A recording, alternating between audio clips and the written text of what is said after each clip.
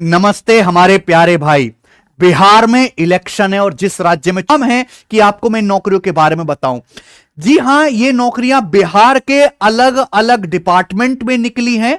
ये office attendant की post है। बाहर के बिहार से अलग राज्य वाले भी मेरे दोस्तों इस फॉर्म को भर सकते हैं। कुल पोस्ट की संख्या यहां पर 3727 है, यानी कि ठीक ठाक वैकेंसी है। 3727 टोटल पोस्ट हैं। अब ये मत पूछे कि कब तक क्लियर हो जाएंगी, क्योंकि बिहार के स्टेट एग्जाम अगर पिछली 2-4 भर्तियों को हम हटा दें तो 5-10 साल लगी जाता है क्लियर होने में। ठीक है, और आधी सीटों का आपको पता ही है। ठीक है, ये हो जाता है। तो मेरे भाई, अब ये जैसे हमारे एसएससी में स्टाफ सिलेक्शन कमीशन में एमटीएस की पोस्ट होती है ना, मल्टीटास्किंग की, ऑफिस बॉय की, जिनका काम एक डिपार्टमेंट में एक फाइल जो है एक टेबल से दूसरे टेबल पे ले जाना, ठीक है, प्रिंट आउट करवाना, फोटो स्टेट करवाना, सिग्नेचर करवा के लाना अधिकारियों के, कोई सामान ले लाना मेरे भाई, है ना। इस तरह के जो काम है वो ऑफिस अटेंडेंट करते हैं। ठीक है जी। तो ये ऑफिस अटेंडेंट, तो बिहार में जितनी भी भर्ती आ रही हैं, बिहार गवर्नमेंट कह रही है कि उसमें 35% वैकेंसी गर्ल्स के लिए रिजर्व है, यानी कि 35% गर्ल्स के लिए रिजर्व है। इतनी मेरे भाई ये हो जाएगा, और बाकी जो है मेरे भाई नौकरी आपको लड़कों को मिल पाएंगी। यानी कि 4000 का 35% अगर देखें तो लगभग आपका 1200-1300 के आसपास वैकेंसी गर्ल्स के लिए इनमें से रिजर्व कर रखी है। इस वीडियो में आपको कंप्लीट जानकारी बताऊंगा। ठीक है, शुरू से आखिर तक सुनना इसके बारे में। आपको ऑनलाइन फॉर्म भरना है। ये वेबसाइट है, ये BSSE.bihar.gov.in, इस पे जाकर आप फॉर्म ऑनलाइन भर सकते हैं। फॉर्म भरने की जो डेट है वो 25 अगस्त से 26 सितंबर है। फीस पेमेंट करने की जो आखिरी डेट है वो 24 सितंबर है। इसमें 2 एग्जाम होंगे, टीयर 1 भी होगा, टीयर 2 भी होगा, प्री और मेंस दोनों होगा। पेपर 1 तभी होगा मेरे भाई जब 40,000 से ज्यादा एप्लीकेशन आएंगे, यानी कि जैसे 3700 इसमें वैकेंसी हैं, अगर 40,000 से कम एप्लीकेशन आती है, जैसे 30,000 लोगों ने फॉर्म भरा, तो प्री का पेपर लेंगे नहीं, डायरेक्ट मेंस करवा लेंगे। मेंस में जिसका बढ़िया परफॉर्मेंस होगा, कोई इंटरव्यू वगैरह है नहीं, उसकी डायरेक्ट नौकरी लग जाएगी। हालांकि मेरे के हिसाब से तो भारत में आबादी बहुत है, फॉर्म दबा के लाखों में जाएंगे। 40,000 की बात करें, पता नहीं कौन सी दुनिया में जी रहे हैं। तो प्री भी होगा, मेंस भी होगा।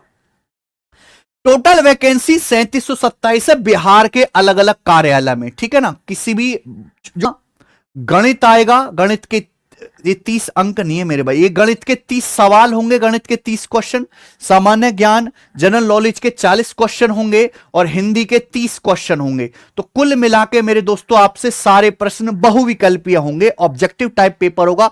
कुल 100 प्रश्न पूछे जाएंगे। हर एक सवाल 4 नंबर का होगा। सवाल सही करने पर 4 नंबर मिलेंगे, गलत करोगे तो 1 नंबर आपका काट लिया जाएगा। और इन 100 सवालों को अटेम्प्ट करने के लिए आपको 2 घंटे का समय मिलेगा। प्री एग्जाम अगर आप क्वालिफाई कर लोगे तो आप मेंस में बैठ पाओगे। सिलेबस क्या है?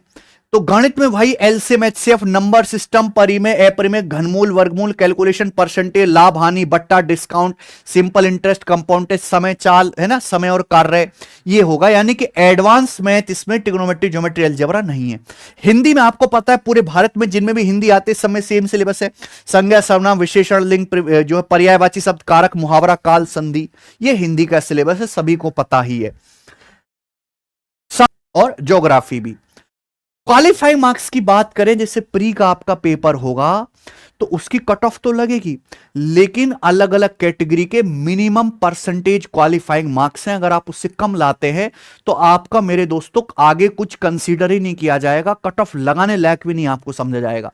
यानी कि आपकी कॉपी तभी चेक होगी सिस्टम में जब आप जनरल कैटेगरी में मिनिमम 40% स्कोर करेंगे, ओबीसी में 36.5%, अन्य पिछड़ा वर्ग में 34%, एससी एसटी में 32%, महिलाओं के लिए 32% और दिव्यांग के लिए 32% मिनिमम आपको स्कोर करना है। ये स्कोर करना काफी नहीं, इसके बाद कट ऑफ लगेगी, फिर आप मेंस दोगे बच्चों। ये मेंस के लिए अलग से नोटिफिकेशन निकालेंगे कि ये प्री का एग्जाम लेने में ही 2-3 साल कम से कम ले लेंगे। ठीक है जी, चुनाव अगर एक बार जीत गए तो शायद ऐसी हो जाएंगी चीजें।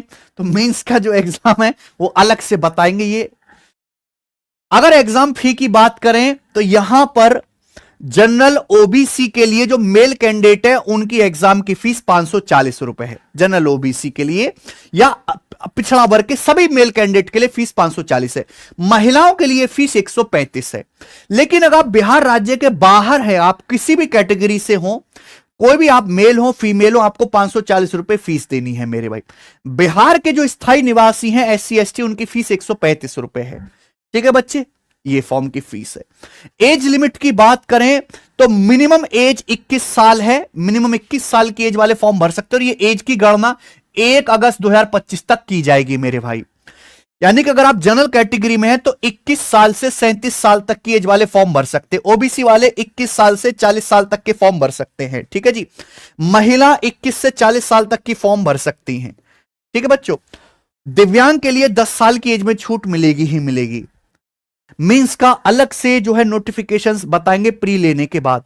मुख्य परीक्षा हेतु तो अलग से विज्ञापन प्रकाशित किया जाएगा। पहले प्री करा लें ये महानुभाव, तो ही बहुत बड़ी बात होगी। तो बिहार गवर्नमेंट ने जोश में आके चुनाव जीतने के लिए वैकेंसी तो निकाल दी है ना। ये ऑफिस अटेंडेंट की है, यानी कि सिंपल भाषा में कहें तो पियोन लेवल की जॉब है, एक ऑफिस बॉय की जॉब है मेरे भाई, 10th पास बच्चों के लिए। कोई भी नोटिफिकेशन आती है मेरे भाई, कहीं भी भर्ती निकलते, तो हमारे चैनल पे सबसे पहले आपको डिटेल अपडेट मिल जाती है। जैसे IBPS क्लर्क में 10,000 भर्ती आई है, मैंने उसकी जानकारी बताई थी। ये BSSC में ही मेरे भाई बिहार SSC CGL की भी पोस्ट निकली हुई है 1481 ऑफिसर लेवल की। ये भी मैंने मेरे दोस्तों आपको कल बता दी। इसमें 1481 पोस्ट है। जिन बच्चों को फॉर्म भरना हो वीडियो देख लीजिएगा। ठीक है बच्चों। तो बिहार वालों, मजा तो आपको खूब आ रहा होगा। तो लेकिन मुझे बड़ा दुख होता है कि ये चुनाव के समय ही स्टेट में नौकरियां आती हैं, फिर उसके ये नौकरियां ऐसी भूली बिसरी हो जाती हैं। अगर रेगुलर इसी तरीके से काम होता रहे तो हमारा बिहार इतना पिछड़ा ना रहे, वो भी बहुत तरक्की करे। ठीक है जी। आप कम से कम मेरे बिहार के सभी स्टूडेंट से निवेदन है, जो भी वीडियो देख रहे हैं, कि आप अपने नेताओं को मजबूर करो स्टेट में कुछ करने के लिए। बाहर के, मुझे लगता है कि बिहार के लोग अपने नेताओं पर उतना दबाव नहीं डालते हैं, या ज्यादा उनकी बातों में इजीली आ जाते हैं कि बिहार उस तरीके से डेवलप नहीं कर पा रहा जिस तरीके से करना चाहिए। दबाव डालिए मेरे भाई। ठीक है नहीं, क्योंकि बिहार की आम जनता के हाथ में कुछ भी नहीं है। प्राइवेट सेक्टर तो वहां खराब है ही, गवर्नमेंट सेक्टर्स का भी बहुत बुरा हाल है। ठीक है। तो ये कुछ वैकेंसी थी, मैंने आपको बता दी। अगर आपको जानकारी पसंद आई तो इस वीडियो को लाइक करना, शेयर करना, हर उस बच्चे तक फैला देना जिसने 10वीं पास की है और सरकारी नौकरी के लिए अप्लाई करना चाहता है। धन्यवाद, बाय।